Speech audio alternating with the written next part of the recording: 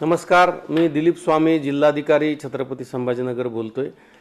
छत्रपती संभाजीनगर शहर व जिल्ह्यामध्ये काल परवा पेट्रोल पंपावर खूप मोठ्या वाहनाच्या रांगा लागल्या होत्या आणि पेट्रोल आणि डिझेलचा तुटवडा आहे, टंचाई आहे असं चित्र निर्माण केलेलं होतं। आज मी सर्व कंपन्यांच्या प्रमुख अधिकाऱ्यांशी चर्चा केली। त्यानंतर असं लक्षात आलं की डिझेल आणि पेट्रोलच्या साठ्यामध्ये कुठेही कमी झालेला नाही आहे। येणारा फ्लो हा कंटिन्यू चालू आहे, कुठेही टंचाई नाही आहे। फक्त अफवा पसरवल्यामुळं लोकांनी पेट्रोल पंपावर गर्दी केली आणि अव्वाच्या सव्वा पेट्रोल भरून डिझेल भरून घेतल्यामुळं पेट्रोल पंपावरचा साठा संपलेला आहे। माझी समस्त नागरिकांना नम्र विनंती आहे की आपण पॅनिक होऊ नका, अफवावर विश्वास ठेवू नका।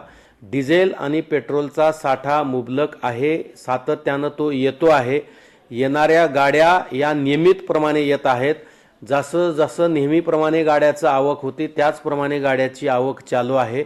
परंतु मोठ्या प्रमाणामध्ये लोकांनी गर्दी करून जास्तीचं पेट्रोल आणि डिझेल घेतल्यामुळं टंचाई सदृश्य परिस्थिती निर्माण होती आहे।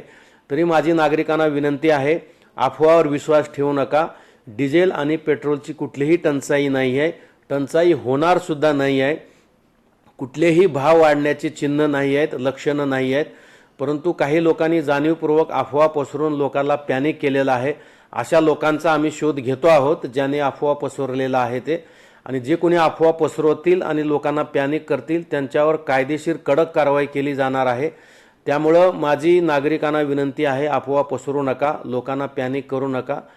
पेट्रोल आणि डिझेलचा साठा आहे आणि तो रेग्युलर आपल्याला मिळणार आहे। जसं आपण पूर्वी खरेदी करत होतात नियमितपणे आवश्यकतेप्रमाणे, त्याचप्रमाणे खरेदी करा। जास्तीचा साठा करून ठेवू नका।